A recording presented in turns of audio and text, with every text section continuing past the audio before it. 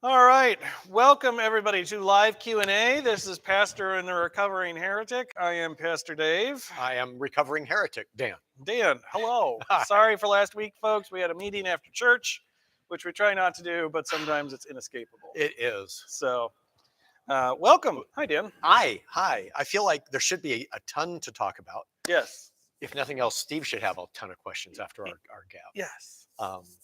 But I'm actually torn this week. Okay. We have our big topic. Mm-hmm. Jesus commands, nobody listens. Uh-huh. And based obviously out of the gospel. Yeah. But I have to confess, because it may affect how this goes. I'm still unpacking. I had major, intensive anti-racism. I didn't even want to call it a workshop. It was like going through Earhart therapy. Right. Yep. And I'm still pulling myself together after that. Okay. We reconstruct on stage. If you Yeah. want. So this could happen. That's fine. And it may. Fire away. I'm getting really perturbed at the whiteness of our church. Yes. And just from the standpoint, take everything else out. Take out politics, divisiveness, all that, in that it really deeply doesn't reflect our community. You know, where we live. This is not Hilliard, much less Columbus. Yep. And so I don't know if you just want to comment on that in general, because it seems like Lutherans in general aren't as diverse. Yeah, so officially we are the whitest denomination in the United States. So why is that? A lot of it has to do with,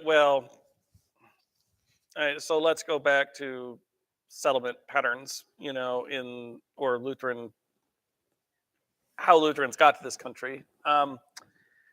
Most growth that happened in the Lutheran Church happened via immigration. And if you think about the places Lutherans were immigrating from, Germany, Sweden, Denmark, Norway, for sure. Yeah. And so, and a little bit of Finland,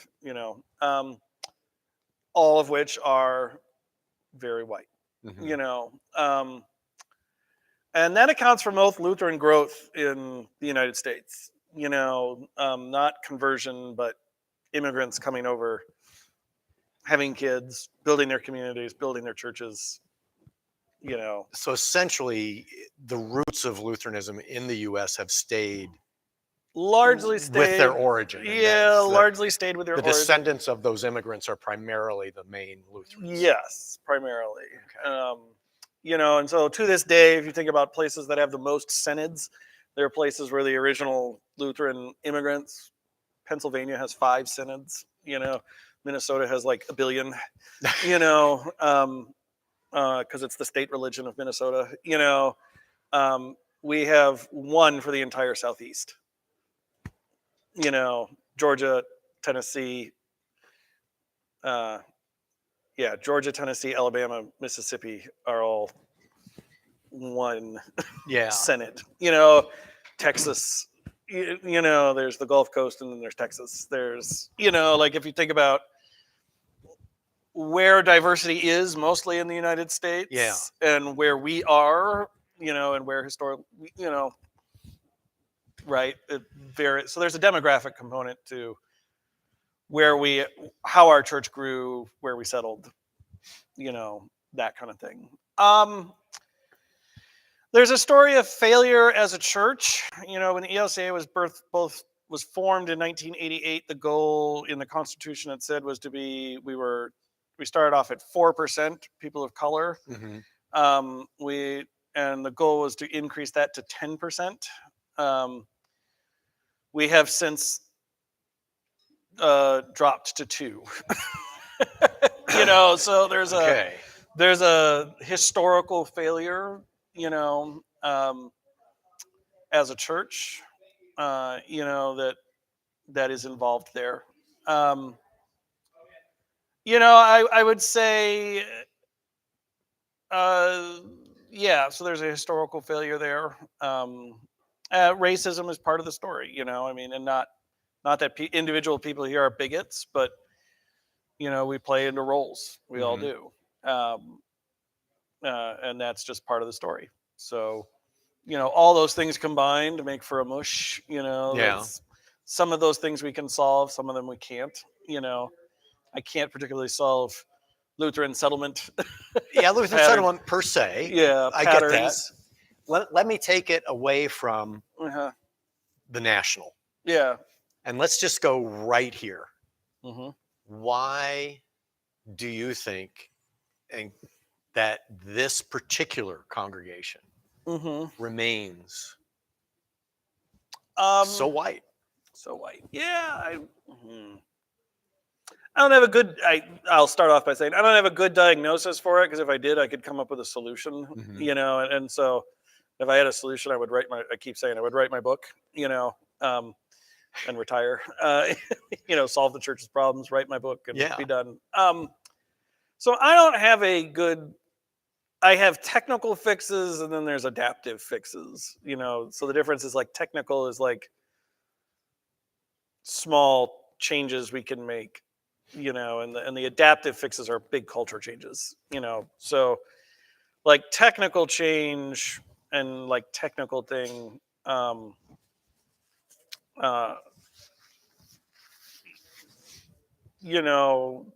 The encounter, the most encounter we have with diversity at this church is through Bold.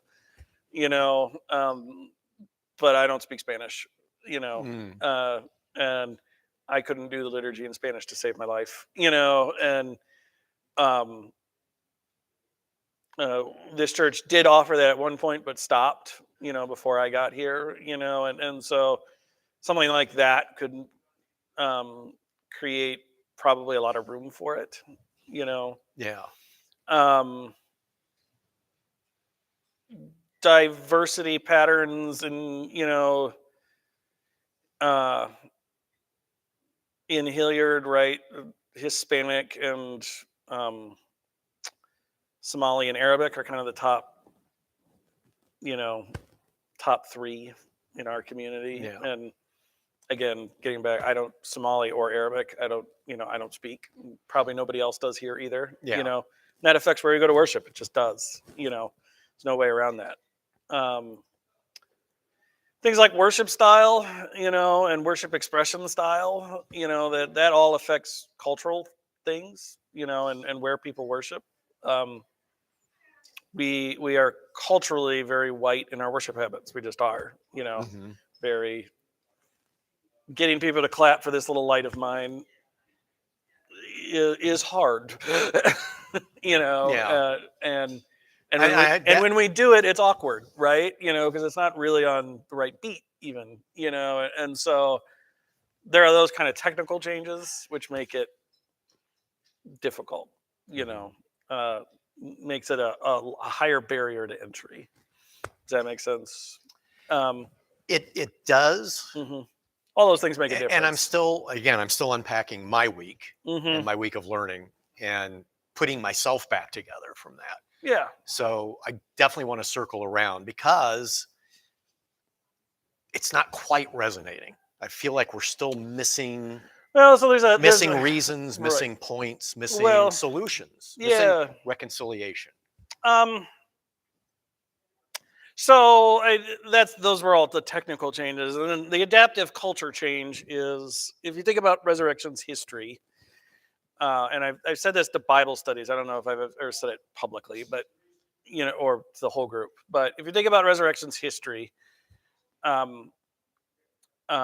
Resurrection was a very, not large, but I would say powerful church. There's a difference there, and the mayor went here, the fire chief went here, people served here in city government. There was power here. Yeah. Right. Not that we worship 1,000 on a Sunday, but power. And all those people are wonderful people, and I love them dearly. Where from 1959 to now, even I would say in Hilliard, where does power reside? With what people group does power reside? Right. Yeah. Well, power resides with, frankly, white people. Yeah. In a lot of communities back then and now. Yeah. You know, there is still white privilege, right? Without doubt. Yeah. Right. And so, we're a part of that. There's just no way around it. And the culture change Resurrection is going through is a culture change of, we're not that anymore. Doesn't mean we're bad. It just, people retire, people die. Yeah. And there's a hard culture change from that, which was true not all that long ago, to something else. Yeah. Does that make sense? It does, and I think there's a pride issue in that too. You're living in the glory days. Yeah, pride's a huge part of it, and just we ourselves are struggling with it. Yeah. And so, that's a huge part of that history too. Yeah. That resonates more. Yeah. Well, let me dig a little deeper and then go to the comments and then to the topic, because I do want to think more about the racism, and I've got to pull myself more together after everything I learned this week. Yeah. But we say welcome all. Are we truly welcoming as a congregation? Do we really live up to that phrase? I think it is, well, mission statements are always aspirational, right? They're callings, not necessarily that you're. So in some ways, yes, we are very welcoming. Absolutely. In other ways, there's a lot of growth to be done. I don't know any church where that's not the case. And so then the question is not, can we listen when we are criticized for not being, that's really and can we grow in those areas? That's really the question. It's not, are we welcoming all? Because the answer is no. And the answer is always going to be no, because we're broken human beings, and there's always going to be some instance of we failed in this encounter, we weren't welcoming here with these people we struggled with, that kind of thing, right? As long as we're not using that as an excuse. No, it's not an excuse. And this is where the flip side is, we got to be able to listen. Are we actually able to listen when we weren't? Which is kind of the trick of that. Yeah. That's really the question. Okay. Does that make sense? It does. And I'm going to want to come back to it. Because it makes sense. Yeah. But I'm not satisfied. And I'm not going to be until, and again, I want you to have time to prepare more for this. And I want to think more broadly, holistically about all of it. Yeah. Because I also see part of the issue, and this gets to Renee's comment, in that we aren't attracting people to welcome in the first place. Yep. We're not attracting the diversity of Hilliard and Columbus in the first place. Yep. So how do we get people to walk through the door to then welcome? And Renee points out that in her lifetime, this church has not been good about evangelism, that we really don't have it in Lutheran DNA. Yeah. And maybe now we're in a position that we do need to learn how to do that. Yeah. And not good about inviting.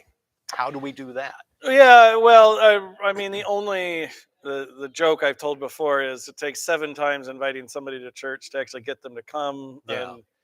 And the average Lutheran invites somebody to church once every 25 years. So do the math on that one. Yeah, I mean, the only way it changes is if you invite, is if other people invite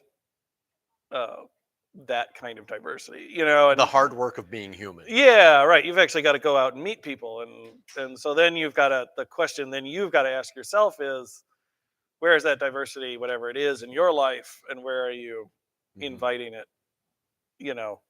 Are you inviting it to be a part of us? Yeah. Right. Because I could wax eloquently about solutions, but the basic solution is out of my control because it's in your control and everybody's here control and that kind of thing. Yeah. Right. Well, and if there is one thing I did learn in that program this week, is that it does begin with us. It begins with me as an individual. Yep. Can't, right. And then bring it to the collective whole. Then we as a congregation. But yeah, right now I got to think about, how do I fire up more individuals? How do I help more individuals become aware? Yep.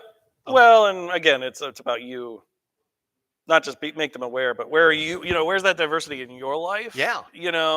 And then where,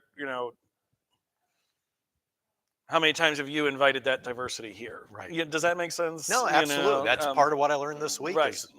There's a difference between philosophically being anti-racist and living being anti-racist. Right. I will say,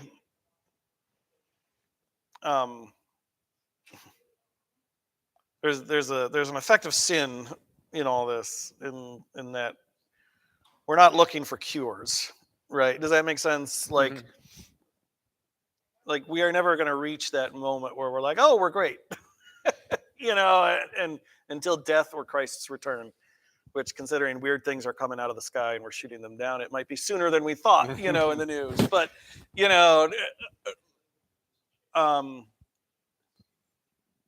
so the goal, sometimes we can set the goal so impossibly high we never do anything, right? And so if the goal is to fix all of racism in Hilliard, for example, or even to make it, then that's not a goal that's probably going to happen. I'm just going to be honest with you about that. But if the goal is we try our best to,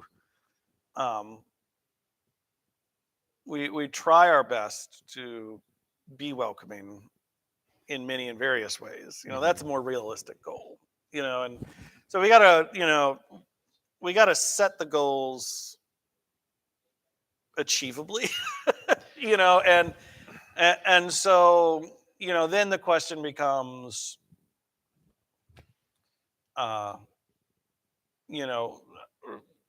okay, what are the housing needs? And, housing is usually connected to racism, so what are the housing issues we can get involved with in Hilliard?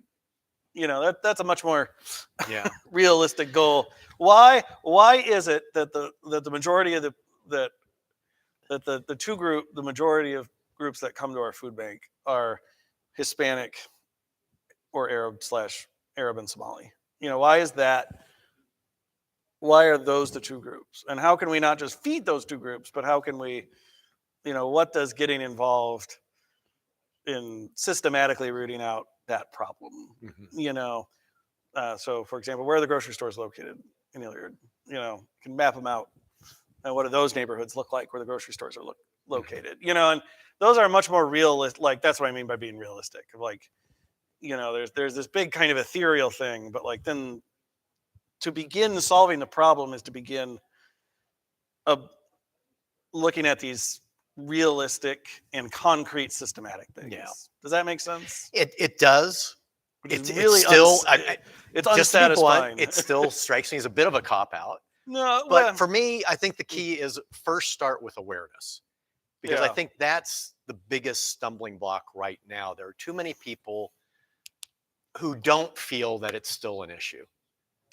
Yeah. And so we have to help people realize it, come to awareness that it is real, it is systemic, and it can still live invisibly in people who don't think they've got it. Yeah, absolutely. Absolutely. So, and that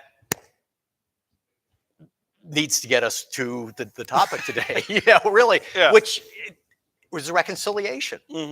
Ultimately, there's a big point in today's gospel about that reconciliation. It comes up with Paul. In his letter today, talking about the people who are wanting to lean toward him and the people who want to lean toward Apollos, and him trying to say, no, we're all the same. Yeah. Quit trying to make these divisions, and who taught you and what makes that right. Yeah. So what was going on in Corinth in the first place that Paul had to talk reconciliation? Well, what wasn't going on in Corinth? And does it parallel what we were just talking about in any way? It's more class than race in Corinth.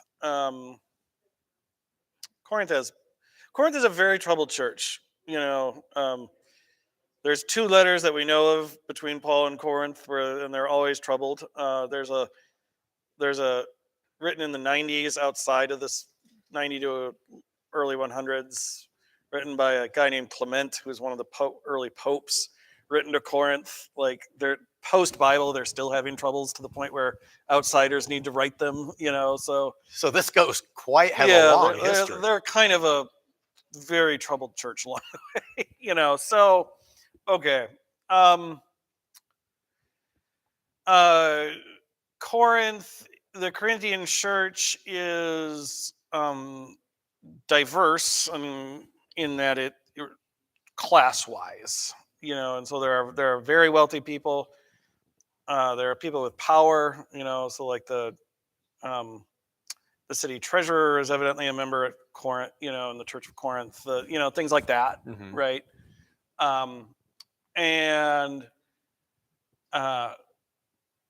And then there are, like most Christian communities, there are a lot of very poor people, and that basic distinction is causing a lot of friction in many ways, so major point of friction that it's starting out with is factionalism, is what we call it, mm-hmm. the sin of faction. And they're dividing themselves along who they think is the better teacher or not, and so some would say, oh, Paul. And then there's this guy named Apollos who we meet in the book of Acts, who's a Greek. He's like a philosophy teacher of some kind, convert to Christianity, but is not actually connected to the apostles, and at first. And so he's evidently come to Corinth and started teaching. We don't know whether earlier in the letter, Paul mentions Peter. We don't know if that's a rhetorical device or whether Peter was also kind of in this line of teachers, but they're kind of saying, oh, this is like when there's multiple pastors at a church, and somebody's like, oh, well, I'm really here for Pastor Dave, not Pastor Bob, like that kind of thing, right? Like, that's what they're doing. And so that's the primary piece. The class conflict is also manifesting itself later in the letter in another way, in that you got to remember worship and Holy Communion were a whole meal. Mm-hmm. And so what appears to be happening is that, for example, like the wealthy people are getting to worship first because they can, right? They don't have day jobs, they don't have hours, so they're getting to worship first, and then they're eating the whole meal themselves and leaving nothing for the poor people who come later, right? Yeah. This is the true context of that line. This comes from 1 Corinthians, where Paul says, those who eat and drink communion unworthily bring damnation upon themselves. That's the true context of that line, is not your individual sins, but you're committing this sin against the unity of the community, at the communion table. It's a problem, So that's a class thing that's manifesting itself, kind of in this. So those are the 2 basic. It's a lot of class conflict. Yeah. Education plays into that, so their third problem, because there's lots of problems, is they're kind of dividing themselves into giftedness. And they're saying, again, it's a class thing. So they're saying, especially about speaking in tongues, they're saying, I'm a better Christian than you because I can speak in tongues and you can't. Now, did speaking in tongues back then mean the same thing that we see today? Maybe. There's 2 different phenomena in the Bible. There's speaking in tongues, as in it's like heavenly language, and then there's speaking in tongues as in I can speak Spanish even though I don't know how to speak Spanish, right? And this appears to be the more Pentecostal phenomena, and they're saying I can do this thing that you can't. I'm a better Christian than you, or I'm more Christian than you. Yeah. And Paul that will also manifest itself as a conflict in this church. So it's still, they're kind of a mess. They're a disaster. It's okay. Yeah. They're God's disaster, but they're a disaster. In a lot of ways, it seems like it hasn't changed, except for the speaking in, even the speaking in tongues for what it really means deeper down. Yeah. It kind of gets back to what we were talking about at the beginning of the conversation, right? I think all that still plays into our divided culture today. Yeah. People are people, and people don't change. So, and it just, why we don't learn from it. Well, because the problem is not 2,000 years, we still can't just unconditionally love someone else. The problem is not yes, we can't, or it's very hard for us, because the problem is not a knowledge problem. If it were, you're right, we could learn it. But the problem is we've used that programming metaphor before, right? It's like the problem is a root programming issue. And so you can put as many new new memory, new apps on the thing, and it's still, the apps are not going to work right. They're still going to crash. Yeah. Because there's this root, corrupted system error, boot error, kind of in the system itself, which doesn't resolve itself until there's a hard reset, which is death. And so if it were a knowledge, and this is really hard because I'm a head guy too, if it were a knowledge problem, you're right. And it would be great if it were a knowledge problem. Yeah. But you can't fix a non-knowledge problem by learning. No, and I admit that a big part of the program this week really was being made aware of, exposed to, sharing, having people share the actual pain that racism causes. Yep. What it does to the body. Yep. It's as you alluded to with food and with housing. Yeah. It's the same with medical care. Yep. Medical care. That we could go down the list. We could go down the list. There is, the fatality rates of pregnancy alone, childbearing alone. Right. Yeah, we could go down the list. Absolutely. And so that pain is part of what made it visceral and why it's hard to pull myself back together. I'm still in pieces. Yeah. Because you don't see that kind of pain, that kind of suffering, and not walk away with it not affecting you. Yeah, absolutely. And I guess I would say that again, all sin, capital S, the power of brokenness in the lives of human beings. I deeply wish it were a knowledge problem, but it's not, and my personality type resents that. Yeah. And mine too. Which is why I keep coming back to, here are the facts. So why aren't we reacting to the facts? Right. Because it's not a knowledge problem. It's a root programming issue. It is a failure deep in our hearts, and this is why the Bible talks as often about, Lord, take my heart of stone and make it a living, do this divine heart transplant, because that's actually the root solution. Because were it just a knowledge problem, you're right, we could study our way out of it. Yeah. Yeah. I mean, it is. We have to feel this one. Yeah. Renee and Steve have interesting comments. One, Renee says in some ways we need to change the order of our mission statement. We need to grow as disciples, then tell the story so that we can then welcome all. And Steve flips it and says, if we are welcoming to others, but contrapuntually, are they willing to be welcomed into their hearts, the message from us? Yeah, I mean,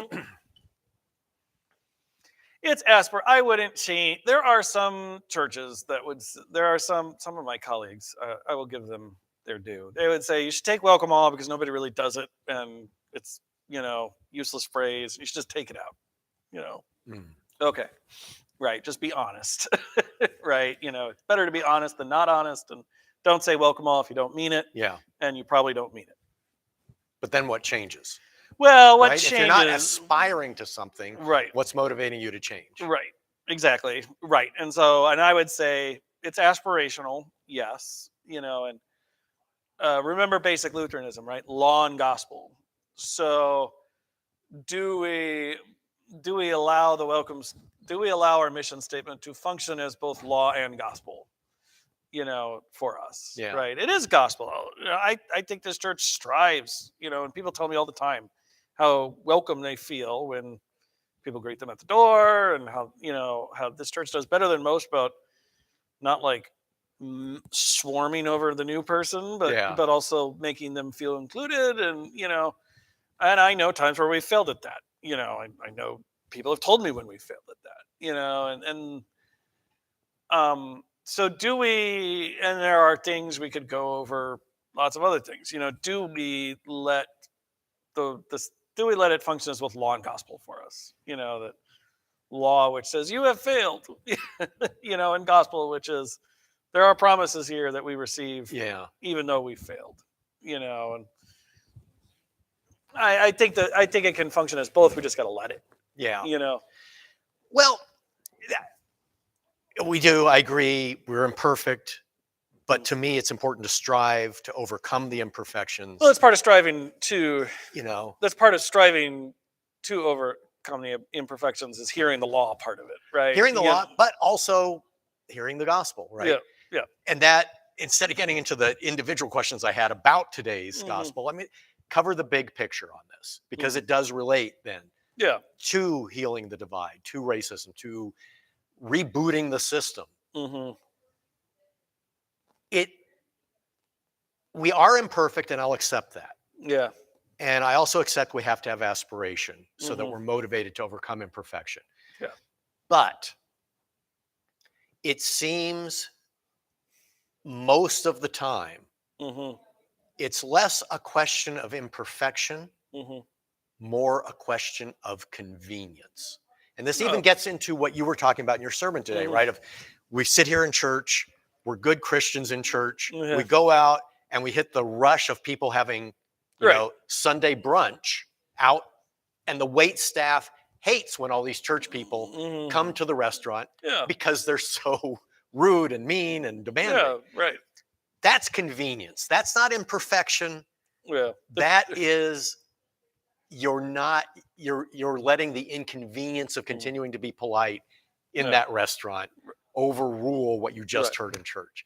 So let's get right to the root of it. Not worry about the divorce factor and then murder factor and adultery in your heart aspects. Sin. That's the root of it. Sin. Well, balance. I mean, is it laziness is sin how too. much? Let me put it that way. Okay. So capitulating to just it's too inconvenient to be a good Christian. Sin. That is also sin too. Is sin. It's failure to love your neighbor. I mean, at root. And yet it's so simple. I mean, that's something that's so light. As I said, that corruption in the root programming runs deep. So my convenience frequently, yes, is more important than being polite to the wait staff. I can't wrap my head around that. It's so simple, and maybe it's grasping that sin makes you self-centered. Yeah, well, it is self-centered. So Luther's metaphor for sin is you're curved in on yourself. Luther uses the illustration of like that what sin does is it gives you back problems. In that it's like arthritis in your back, right? It literally curves your spine so that you're always focusing on yourself. The ultimate navel gazing. Yeah, that's the essence of sin. That's the pitch that the serpent makes, right? Remember way back, right? Let's go back to Genesis chapter 3, right? So what's the pitch the serpent makes? The pitch the serpent makes is that you will be like gods. That you will be, and the focus there is you, right? Yeah. That you, it's self-centered, right? It's a self-centered pitch. Yeah. So from the very beginning, that's the essence of it, right? And ever since then, it's been the same problem, right? What's Cain's excuse to God? I am not my brother's keeper. Self-centered. Yeah. Right. This is Pharaoh's problem, right? Pharaoh, when he keeps people in slavery, it's they're for me. These people are for me and my people. Not for God. And so if you want and to what Jesus says today, right? The root of the problem is me. Self-centeredness, right?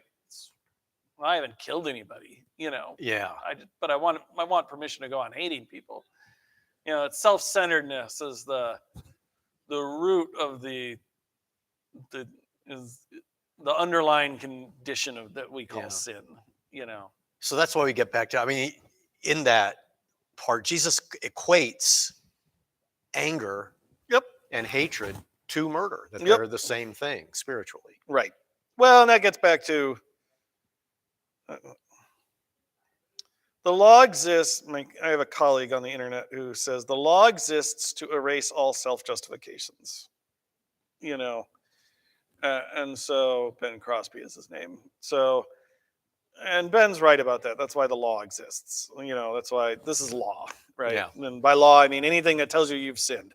So this is law. And so we're really good at self-justification. We're really good at saying, but I've lived up to the commandment because I haven't killed anybody. Yeah. And the point is that that's nonsense. And if you're using the law that way, then it's self-centered. It's fundamentally a self-justification. It's self-centered. Yeah. It's not going to work.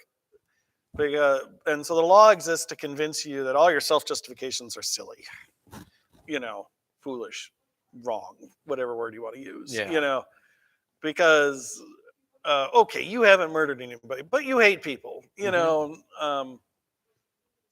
Luther actually says, anytime you have failed to aid your neighbor, you have murdered them. That's the Large Catechism's explanation of thou shalt not murder. That is interesting. Anytime you have failed to aid, because there's a positive side of the commandment also. So anytime you have failed to render your neighbor the aid that he needed, you have murdered them in your heart. And we got to wrap up. Mm-hmm. We're actually a little over our normal time, but that does really, in a large sense, bring it full circle. Yeah. In that, if we know we do have systemic racism in this country, or we wouldn't see it manifested in higher fatality rates with medical care and all these other aspects. So it's there, and by not doing anything about it, we're violating that commandment. Yeah, absolutely. And so the solution from a Lutheran, Luther says, and I've used this metaphor before, but I'll keep using it because it's right. That what grace does, and this is why we hit unconditional grace so much. It's not just because we're lazy, but we hit home unconditional grace so much because Luther says that's the only way to stop doing the curved in on yourself thing. If it's always about earning love, earning forgiveness, earning grace, then Luther says you'll never stop being curved in on yourself. Even when you do something right, or good for another person, you'll still be curved in on yourself because you'll be doing it for you. So I feel good. Right. Yeah. I helped that person because I have to earn my way into heaven. I gave that guy $1 because I wanted to feel good about myself. That's still self-centered. Yeah. Right. And so the good deed is useless because it's still fundamentally about self. Yeah. And it's not going to be lasting and permanent, the solution, if it's to satisfy you, not to solve or at least problem. It won't really take people where you need it to be taken. So Luther says, hearing though, unconditionally, you are forgiven by grace in Jesus Christ, regardless of what you do, freely and totally. But that allows you to stop playing that game. That allows you to that's a divine back operation, says Luther. It straightens up your back and allows you to say, okay, I have all I need because I've been totally forgiven in Jesus Christ. So what does my neighbor need? And unconditionally, I can give to my neighbor unconditionally. Right, because you've got all you need. Jesus has given it already to you. And that's why we hit on grace so much in this free forgiveness in Jesus Christ. It's because it's not that we're trying to get out of something. I truly believe it's the only way to square the circle, you know, or the only way to cut through the mess is to say, okay, what does my neighbor really need? You know, unconditionally, what does my neighbor really need? You know, and we'll unconditionally wrap on that point. There we go. But I suspect this is going to be continuing for a while. Yeah. Because I'm more aware and I'm seeing things in a different light now. But you open my eyes on a lot of aspects of Lutheranism, Christianity in general. So thanks for that. My final thing about all this, you're not going to like this, but I would say this. Remember saint and sinner. And what I mean by that is the true meaning of it, which is not, everybody thinks saint and sinner will end on this, means you're a little bit good and you're a little bit bad.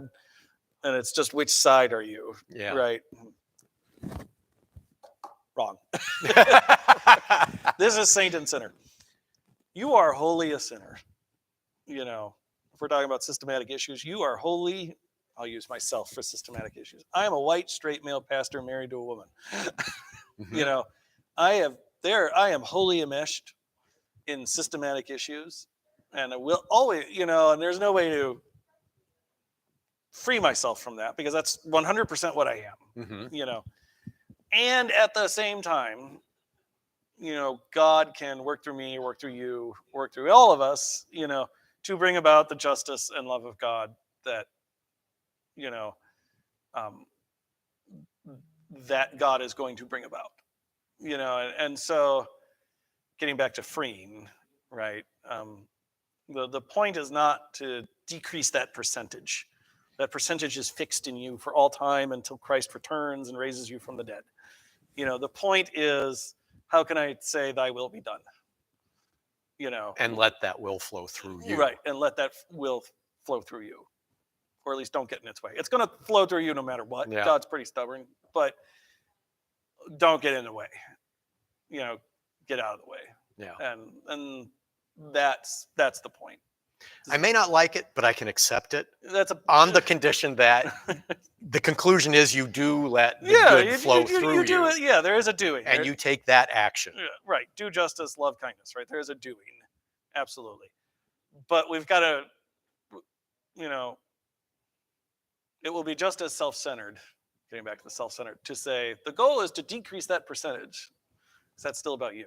Yeah. You know, as much as we really want that percentage to be decreased. We all do, you know. Yeah.